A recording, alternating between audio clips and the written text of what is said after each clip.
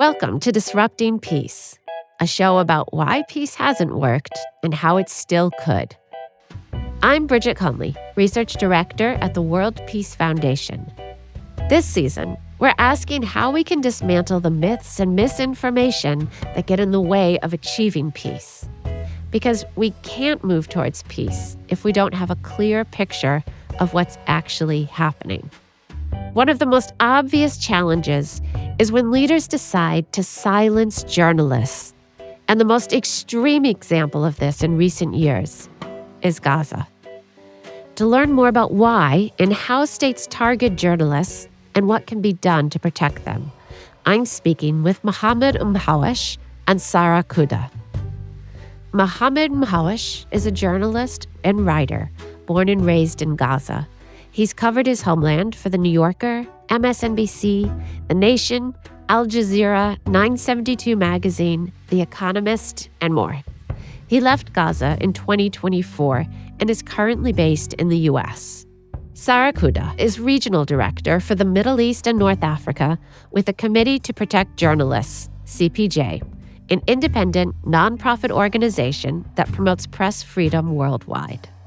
The organization defends the right of journalists to report the news safely and without fear of reprisal. She was a journalist for 15 years, starting her career in the Middle East. Sara is currently based in Paris.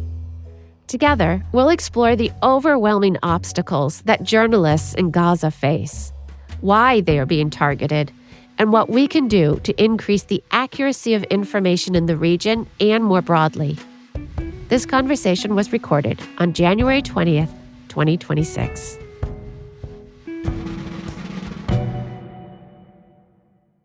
Mohammed, Sara, welcome to Disrupting Peace. Thank you, Bridget. Thank you for having us. Thank you so much for having me. Before we dive into this discussion, I wanted to start by asking you both what initially drew you to journalism as a career. Mohammed, was there a turning point for you? Well, obviously many turning points, but I majored in English literature and creative writing at the Islamic University in Gaza, and I had an ambition to do that kind of work on the long run. I worked as a teaching assistant of poetry, of Shakespeare, of drama, of romanticism for 1 year after graduation. But I think one of the earliest moments where I had to, consider being a more vocal, more effective storyteller and attention towards journalism was in 2017, 2018 in Gaza. People were living through, blockade, rounds of wars, humanitarian crisis. And so to me, it seemed overlooked. And I had to kind of shift a little bit into a more journalistic approach to be able to transfer a kind of story that depicts what life in Gaza was really about. Thank you. Sara, was there a moment that inspired you to work in journalism? Well, writing has been my passion since I was very young. I remember I was 13 years old or 14 years old when I told my father that when I grow up, I want to become a journalist. And he laughed and he asked why. I told him, I feel that I have a voice and it's not loud enough. I need everyone to hear it. I feel that I have a lot of questions that needs to be answered and a lot of things that I need everyone to read. And I needed something to really fulfill this void inside me where I need to see justice in the world. Yeah. Thank you both for sharing those stories. We're going to talk today about an extremely difficult and important issue. Why and how states target journalists and what can be done to protect them. And specifically, we'll look at how journalists have been targeted in one of today's deadliest conflicts, especially for news professionals, the Israeli assault, the genocide in Gaza. So to provide context for why we chose this particular focus, Sara, can you tell us about global trends and the targeting of journalists that CPJ has been documenting? So CPJ has been documenting threats against the press and journalists since 1992. In 2024, after 1 year of the genocide began in Gaza, we documented the deadliest year for journalists in our entire history in documentation, where we saw journalists being murdered, imprisoned, just for doing their jobs. In 2025, the numbers did not go down. They remain escalating. By the end of 2025, more than 200 journalists have been killed in Gaza.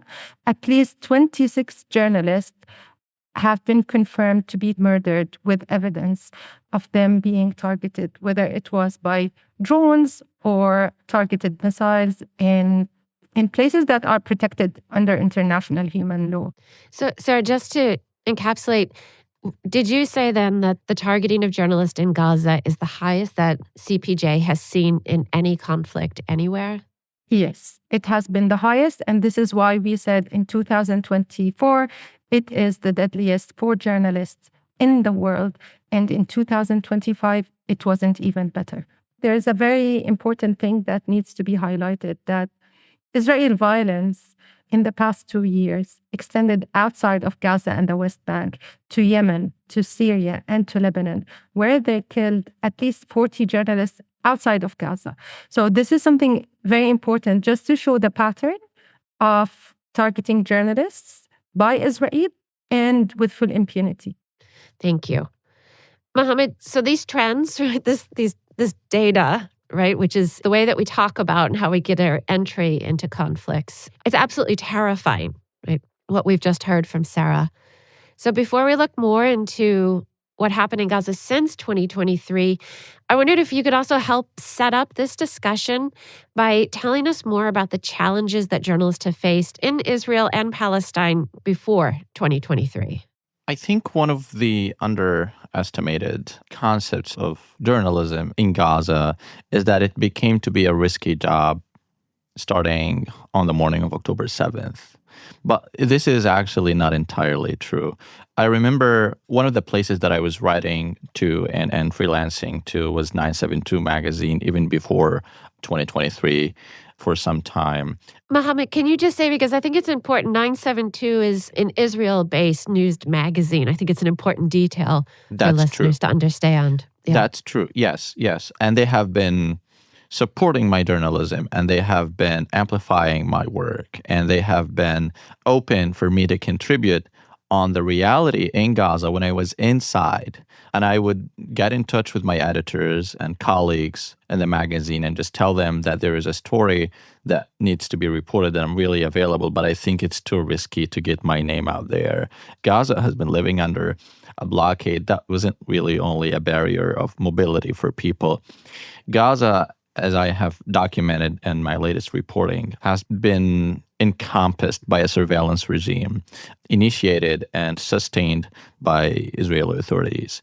And journalists bore the brunt of that kind of challenge, of course, even long before October 7th. Before October 7th, as journalists, we saw that our colleagues and friends in different parts of Palestine were killed only for doing their jobs, not only in Gaza. So we, for example, seen Shireen Abu Akleh, the Al Jazeera reporter, who was shot in the neck by an Israeli soldier, only for being on the site reporting on a military operation in the Jenin refugee camp. And so when October 7th happened, we signed up for the assignment. We knew the consequences. We knew what was going to happen, but we did it anyway because we were living trapped in a zone where we either get the message out or nobody's going to hear anything, or nobody's going to pick up the work and just do it instead. Can you speak to the experience of journalists after October 7th, 2023? Right now, I think, as Sara said, it's one of the most dangerous places in the world to be a journalist. And as a journalist and as a writer, born and raised in Gaza and covered the latest war from the ground in there, I say the scale of loss among Palestinian journalists has been extraordinary. We're talking about a pattern where reporters, camera operators, photographers have been killed in huge numbers. And, in some cases, their families were killed with them. And I think what makes Gaza different from almost any other war zone is that there is no safe place to return to to relocate to. In Gaza, people are trapped inside a small strip of land under bombardment. Sometimes their communications are collapsing. There is no fuel, there is no hospitals. And so even the basic conditions required to do journalism, like internet, electricity, safe transport, and access to medical care, they're either damaged or barely functioning. And so I think to be a journalist right now in Gaza, it's not simply about reporting a story or covering, I think, a war zone. We were reporting, and still are, many of my colleagues still in Gaza, reporting on many stories that they have to live through themselves. They report on the collapse of the medical system while themselves didn't have a bed to be hospitalized for their injuries. They're reporting on the shortages of food, the lack of humanitarian access when they don't have enough food for their children and families. They're reporting on the collapse of the, for example, the housing situation when they are themselves on the move, running, escaping, hoping for safety, taking shelter, and they don't have a space to cover. They don't have somewhere to call home because it's been destroyed. And so it is a very risky environment and it's very deadly. But we took up the responsibility and we took up the assignment and we know what we signed up for. Yeah, Sara, Can I add something? Sure. I completely agree with everything Mohammed said. I just want to do a comparison between Gaza and any other war/conflict in the entire world, where usually we have war correspondents. They choose to go to a war zone or a conflict zone to cover it and work on it. But not necessarily the entire media body in this country becomes a war correspondent. In Gaza, it was different. They did not sign up for this. Not every journalist chose to cover or to investigate the genocide in Gaza. They were forced to do that. They were trapped in a genocide, living it, and they had to work and continue covering and telling the entire world what is going on in Gaza. So many things makes this conflict, this genocide, different than any other war or conflict in the entire world. And we actually haven't clarified. We've talked about the scale of targeting of journalists and how they've had to live within the very conditions with no possibility of fleeing. But I think it might also be worth just stating for the record, the primary party that's targeting them is the Israeli government, the Israeli Defense Forces. Is that correct? We can safely say that since 2023, the only deadly attacks against journalists in Gaza were by the IDF and the Israeli authorities. Okay. So all the deadly attacks. Okay. Yes. And I think on top of all those risks that Sara said, journalists in Gaza, Palestinian journalists, they're expected still to document the suffering of others, of their people, of their communities, of their families with professionalism and clarity. Despite the fact that many of these people have buried colleagues and friends and family members. And to be honest, I knew journalists who buried their own children and then they pick up the camera again. And so I think they're clearly marked and targeted. And even when they coordinate movement, even when they're doing their job in the most visible way possible, they can still be killed. And we end up having the most documented catastrophe, and yet the people documenting it are being erased. And I think that should alarm everyone. It's not only that we are erasing the witnesses, we are also eliminating the evidence, because journalists usually are the first step to document and provide evidence to any war crime in the world. And their evidences are used in all courts to make sure that those who did those crimes are held accountable. What we see in Gaza, injustice, full impunity, and no independent investigation in whatsoever happened against journalists in Gaza. Yeah. Mohammed, if you're willing to talk about it, I wonder if you could, I know that your own home was bombed. If you're willing to talk about that, it's a very powerful example of what it was like for journalists to try to just continue life during this time period. I remember I received a call from my news desk on the morning of October 7th to be dispatched as a writer and reporter from the north of Gaza, specifically Gaza City, where I was based and had been living with my family. Although the situation that was unfolding was really terrifying, the early hours were unlike anything we had ever seen. It was scary enough to let people just panic and not be able to think about anything else. But that moment, I thought the world needed to hear and see what's happening. 972 Magazine, Al Jazeera, The Nation, and other outlets picked up my reporting. And so I think the challenges started to arise one week after another when I started receiving threats and messages and emails and phone calls from people who were sometimes identifying themselves from the Israeli military, and sometimes I thought these people were just random people jumping in from the internet and citing headlines and parts of my stories that I was filing from the ground during that time. But I didn't take that seriously, and I never thought that it's going to be resulting in me being targeted with my house destroyed and targeted with my family. Those challenges escalated and those calls kept arising until the evening of December 6th, when I had been away reporting from a Shifa hospital, one of the biggest medical complex in Gaza City. And I had been away reporting in there where I would be filing stories away from home because I knew the challenges and I knew the risk of being a reporter and working from home. It wasn't really possible. And so I went home and I wanted some break. I wanted to rest. I wanted to check on my family. And then my phone rang, and it was this person identifying themselves as David from the Israeli military Air Force. And they ordered me to evacuate the house in 25 minutes. We never did. I never thought he was going to actually commit the masses and kill me. I never thought that if somebody wanted me dead, they would threaten me first. And so it was dark. It was scary to go outside. We had a 3-story building full of neighbors and evacuated people who had come seeking shelter. And it was really full of elderly and children. 25 minutes passed later and nothing happened. So I thought maybe he's not serious. He was attempting to silence me. And I made a promise to myself that I'm not going to be reporting for the next 2 weeks. The next morning, around 7:30 in the morning on December 7th, it happened in milliseconds when the strike just bombed the house and we could only feel the weight of the ceiling and the concrete crushing our bones. I started screaming the names of my family members, including my child, who was 2.5 at the time. He was not responsive. My parents, my sister, my wife, no one returned my screams, and I thought everyone was dead.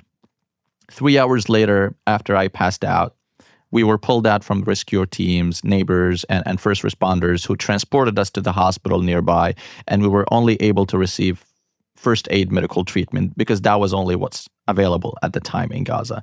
We were sent back home to a neighbor's place where we stayed for 2 weeks and then started to move from one makeshift shelter to another. At that point, as a journalist, I wasn't reporting during those 2 weeks in the aftermath of my injury. First of all, I was terrified. And I was in the shock of what was happening and what happened to me. Second of all, my gear, my camera, my recorders, my computer, all of it was destroyed in the bombing. So I didn't have the means possible to continue communicating with my news desk and reporting stories. But I made contact with my editor through my phone. Although I was physically in not a very good shape, I had 7 of my fingers broken, my 2 ankles, my 2 arms, my 2 elbows, and I had shrapnel stuck all over my back. But I still insisted that I would make contact with my editor to say, there is an escalation of ground operations happening nearby, and I need to say something. I need to file. I need to send stories over. They first refused, and then they said yes. So I continued to report through the voice command of my phone. And that continued to happen until early April 2024.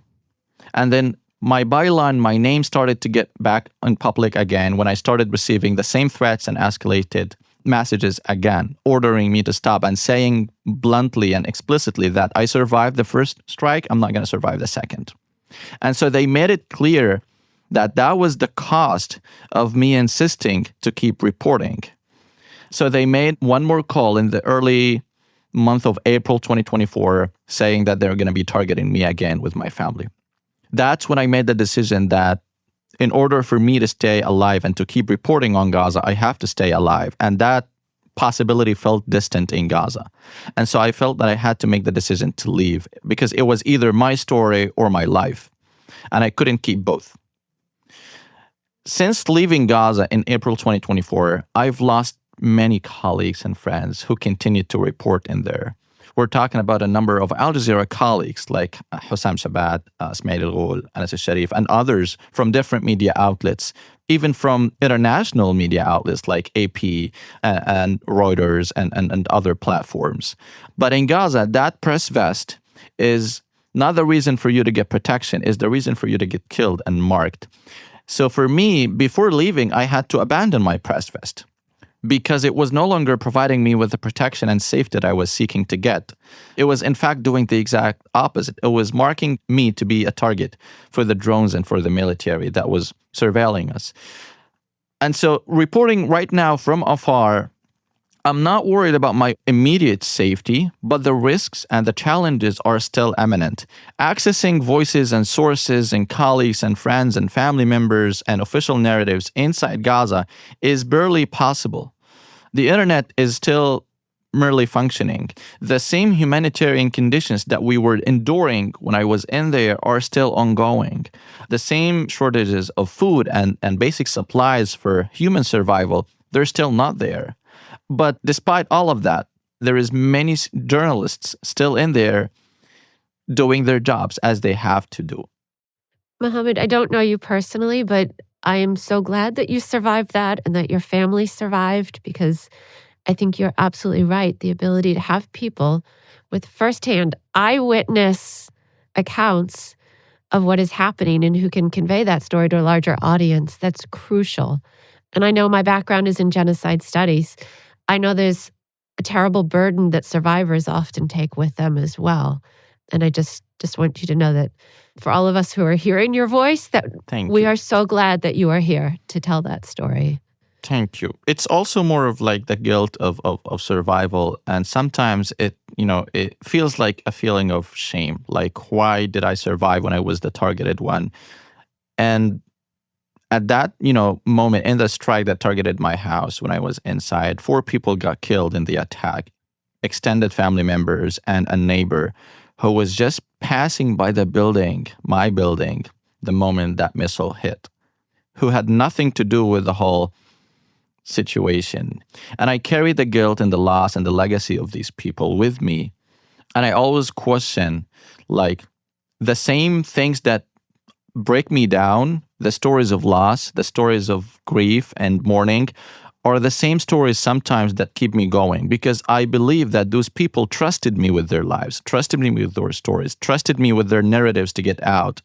And so I cannot stop. Yeah. Well, thank you.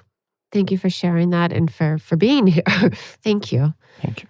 Mohammed, in April last year, as 2025, you wrote, and here I'm going to quote you to yourself, which is always annoying, but I want to hear your reflections.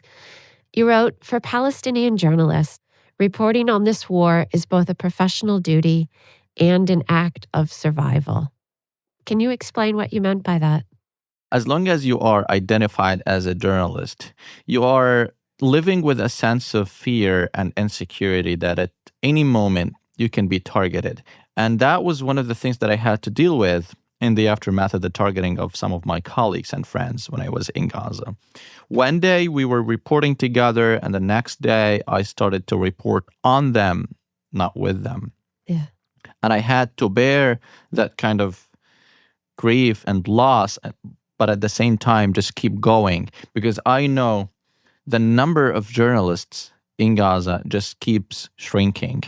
And I remember one day in March 2024, during the Floor massacre, if you remember the story of the aid trucks that were allowed entry into Gaza, and then all of a sudden when people started rushing in to grab food and flour, they were bombarded and shot.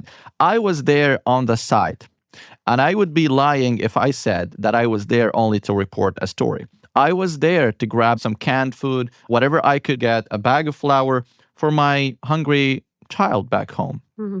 But when everything started to happen, when bombardments, when artillery shelling started to fall on top of our heads, we started rushing back home, and I returned back home with a slight injury and with my hands empty. I didn't bring any food. But I had to file a story, and it's online now. It's on Al Jazeera, part of a long-form investigation on the site of what was happening on that incident, and I had to file that on the day it happened. And I remember the story is cited that I filed the story and I contributed to that investigation. At the time, I was diagnosed with my 2-year-old with acute malnutrition, which is the stage that precedes starvation. So keeping that in mind, we have to keep reporting despite anything you're going through. Because if you don't do that, no one is going to hear anything about you. There is nobody to pick up the story and keep reporting. And so, it keeps getting harder. It keeps getting more suffocating and challenging. But the mission keeps alive because these people have determination for their communities, for their people, for their families, for their profession, to keep doing their jobs as they swore in to do it. Even though we know the great odds, we know the fatal and the deadly consequences of what it means to be wearing that press vest in Gaza. So, what are the social impacts of being a journalist in Gaza? One of the challenges that people also don't know about when it comes to reporting on the ground in Gaza is that the struggle of navigating an ordinary sense of community and social engagement with people, for example, you are, as a journalist, really loved and appreciated and respected, but people there wouldn't let you stay in their home. Yeah. Wouldn't host you in for a meal, wouldn't let you inside because they know you are a target. And if you step inside their house, they have children, they have families, the house can be bombed, and you could be the reason the house could be bombed. Thank you. And did you say that both you and your son were diagnosed with acute malnutrition when you filed that Al Jazeera story? Yes, me and Rafiq, who was 2.5 at the time. He's now 4. How's he doing? He is, he's enjoying his time. He's making new friends. He's in school. But, there is a lot of memories, really bad, terrible memories that are still stuck in the back of his head. Helicopters, sudden sounds, dark. And we're still dealing with the long-term kind of effects of malnutrition, physically speaking. So we're still trying to get the treatment necessary for that, because it was really severe at the time when he was diagnosed with that. We didn't have enough food.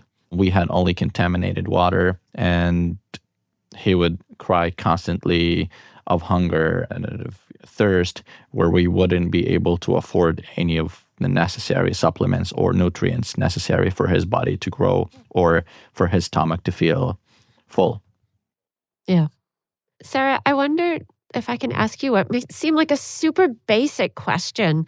Why does Israel continue to limit international access to Gaza and to target journalists working inside the area? To be honest, it's not a basic question. It is the question.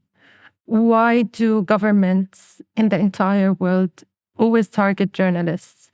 Because journalists bear the truth. They are the witnesses. They are the first ones who can uncover the truth. And journalists, they always protect their sources and witnesses. So they take this risk on themselves to tell the entire world the truth and try to achieve justice in every subject, not just in war zones, even in football. This is what journalists do. So by killing a journalist or threatening journalists and scaring them away from the profession, you are eliminating one voice after the other from exposing the reality and exposing the truth.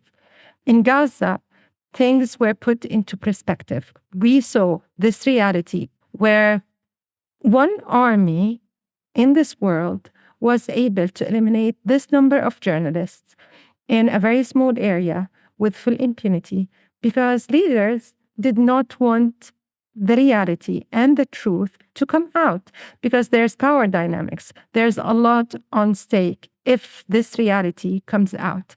And just to set things into perspective, this is the first major conflict in modern history where foreign journalists are completely banned from entering a war zone or a conflict zone to document and report from it. Gaza was the exception. We saw international and foreign journalists going inside Ukraine, Iraq, Afghanistan, everywhere in the world. Yes, in many cases, they were embedded with the military, but embedding journalists with the military does not mean that they do not have the independency in documenting and covering. In Gaza, for a very long time, there was a blanket ban on journalists and they were not allowed to go inside Gaza to cover. And then when they allowed them to go inside, they were escorted. They were not even embedded with the IDF, with Israeli Defense Forces. They were escorted by them, meaning they were only able to see what Israel wants them to see, and they were not able to engage or to talk to the communities and the citizens inside Gaza, and they were not able to document freely and independently, which means they were not doing any kind of journalistic work. This is not journalism. So banning international media is also an effort to eliminate the truth, an effort to eliminate evidence, and to make sure that there are no witnesses from inside or outside Gaza to document what is happening on the ground. Yeah, thank you. Why do you think Israel has been able to continue the genocide in Gaza? It's power dynamics. It's as simple as this. We reached a point where Israel is being to do everything they are doing without no one standing in their face.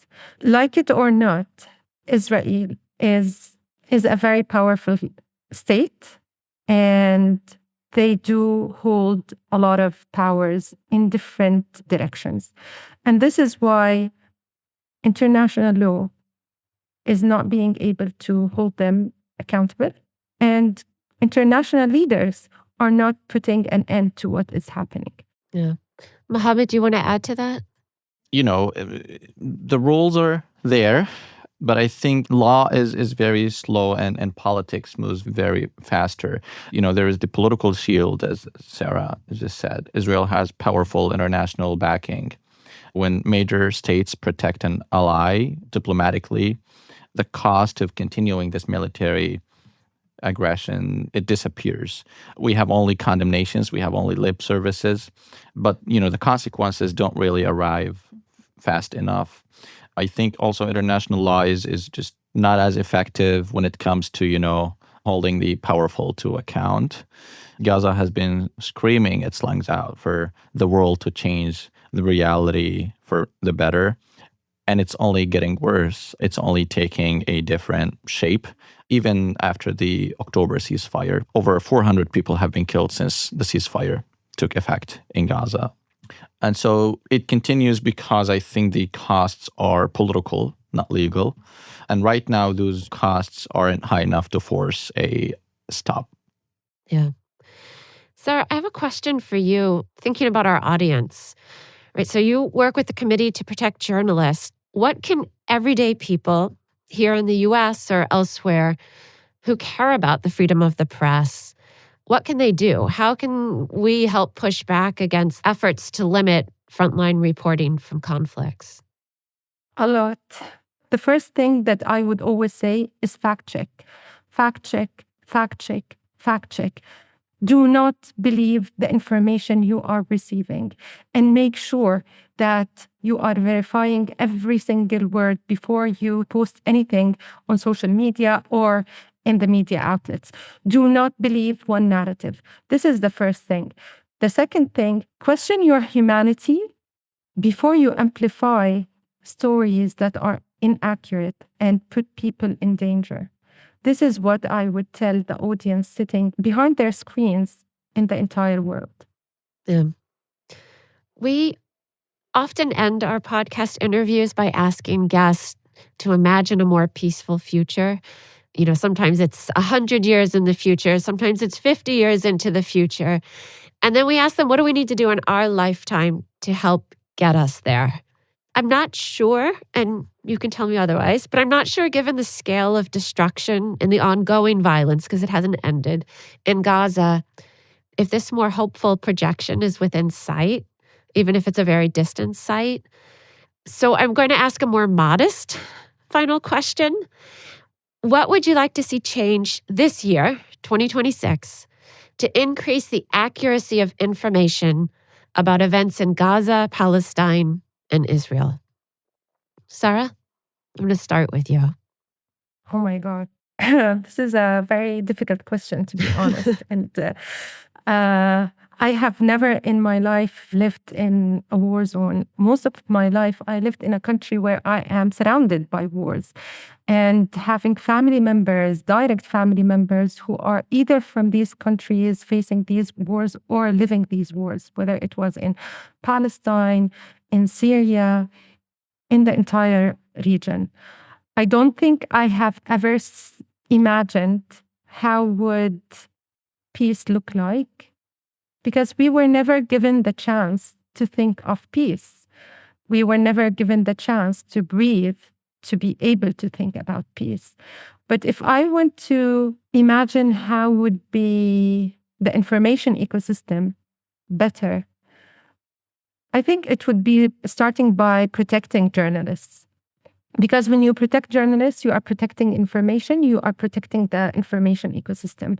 And once we start receiving journalists as human beings who are valuable and important and are trustworthy and should be protected, this is where we can start seeing a healthier information ecosystem, a world that is less and less filled with fake news and misinformation and malinformation. This is how I see it, to be honest. Yeah. Mohammed, what do you think? I've been thinking. I'm not alone. I'm happy. Yeah, no. It's one of the difficult things that we have to tackle, and I think I always tell people, talk with Gaza, not about Gaza, if you want to understand more. Talk with Palestinians, talk with people who've lived firsthand the experiences that you're looking to understand. Talk with people whose futures right now are being designed without their involvement, without them being invited into the rooms or into the negotiations, for example. Right now, the misinformation is that there is a ceasefire headline, then Gaza is stabilizing, or there is stability, or there is peace. But I think stability requires functioning institutions like hospitals, sanitations, electricity, schools, policing, economy. And Gaza right now doesn't have any of that. And basic supplies are restricted and they're not permitted entry. The peace story right now becomes dangerous because it lowers the sense of urgency. But when the truth is people are still living in tents, in rubble, during very harsh, horrible winter conditions, in overcrowded shelters, they're facing rain and cold, they're getting sick, they don't know what happens next. And so I think in terms of what people, I guess, can do, misinformation spreads fastest when it's with emotional and rushing times. And I think Gaza is right now being designed to provoke strong reactions. So be mindful of the sources that you're getting your news from. Be careful of the framings, the language, the clarity of those headlines. Look for confirmations across multiple credible outlets. Pay attention to primary evidence and on-the-ground reporting. Having a good heart also requires good effort. It's not easy to have the ears and the genuine kind of care and thoughtfulness to look for these sources and these news information. So that's my message. You talked about being smarter about sort of media literacy, right? Making sure that you have multiple sources, that you question what you have, that you fact check. Is there anything else that you would want to say to people who are hearing this that you think they could be helpful in some way to change what's happening in Gaza? Support outlets, support individuals, freelancers, translators, people who are putting their lives on the line for people to get stories in the comfort of their homes and living rooms. It is an environment that only thrives when it's being loved and supported and embraced by others. If you see journalists being embraced and amplified and supported by large outlets, follow the names and the bylines to their original places and make sure to support these people and sustain their jobs, because it is the only way possible that they can keep continuing that. There is no way journalists in Gaza would be able to continue this work if it weren't deeply from their hearts and because of the determination to keep their connection with humans everywhere sustainable. In part to end their suffering, but it's also because they're humans and they're looking to get just a life that's as equal as everyone else elsewhere. So for me, I think, and this is not really any professional answer, but it comes from what I personally do regarding anything that's happening in the world. It doesn't have to be Gaza. It's a really conscious decision that you make every single morning when you wake up. You tell yourself, I choose humanity over anything else in the world. I choose my humanity, regardless of my religion, my political overview, my cultural background. I choose humanity.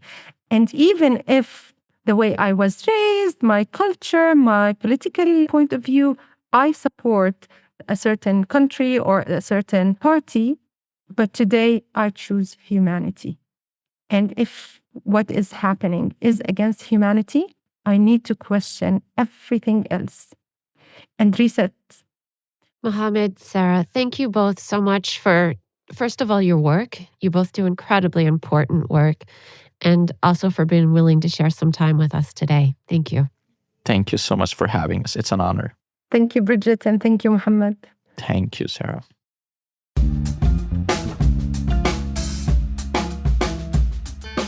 If we want to understand what is happening in the world, we need eyewitnesses to events, people who ask difficult questions and who help connect the dots. This is what professional journalists do. This is also why they have been targeted. And as we learned in this episode, nowhere in recent years have they been targeted with more lethal force than in Gaza. No lasting peace is built by ignoring facts. And the people in Gaza, in Palestine, in Israel, and the wider region all deserve peace. Thanks for listening to Disrupting Peace. I'm Bridget Conley. You can find out more about Mohammed Mhawish and Sara Qudah at the links in our show notes. There, you'll also find a link to Mohammed's Al Jazeera article about the Flower Massacre. Next week on Disrupting Peace, we explore how and why countries use propaganda as a crucial war strategy, specifically looking at Russia's war in Ukraine. I know Russian families, for instance, you have the son in exile, the mother in Russia, and the uncle in Ukraine, and they don't believe the same thing, despite the fact they can talk to each other. Disrupting Peace is a production of the World Peace Foundation. Find out more at worldpeacefoundation.org. Our handles on Instagram and TikTok are World Peace FDTN. This season is partially funded by a grant from the Carnegie Corporation of New York. The show is produced by myself and Emily Shaw. Engineering by Jacob Winnick and Asia Simpson. Marketing and social media by Kaylin Song. Show artwork by Simon Fung. Special thanks to Jeremy Helton, my colleagues Lisa Avery, B. Arneson, and Alex Duvall, and the team from the Tufts Digital Design Studio, including Kimberly Lynn Ferrero Arnias and Miles Donovan. Okay, until next time, stay skeptical and hopeful.